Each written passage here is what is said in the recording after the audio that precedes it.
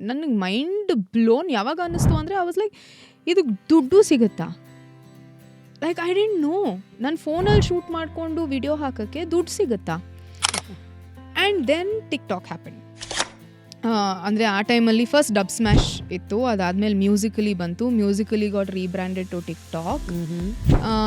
I was the first Indian, pan India, I was the first Indian to hit 1 million followers on TikTok. ಆಗ TikTok had a contract with me to pay me an X amount of money every month in dollars. Now dollar conversion ಮಾಡಿದ್ರೆ INR is like wow, it's multiplied so much. So ಆ ಟೈಮಲ್ಲೂ I was pretty shocked.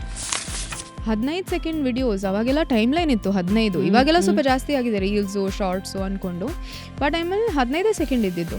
15 second lip sinking videos ಆಗಿರಲಿ ಅಥವಾ talent ತೋರಿಸ್ಕೊಳ್ಳೋ videos ಆಗಿರಲಿ, ಅಂಥ ವಿಡಿಯೋಸಿಗೆ monthly payment salary ಅಂತ ಬರೋಕ್ಕೆ ಶುರು ಆಯ್ತಲ್ಲ, ಆವಾಗ I was like wow, now this is business, right? And I started to see how a digital personality can make money. Full video na ನೋಡಿ on Rapid Rashmi's YouTube channel.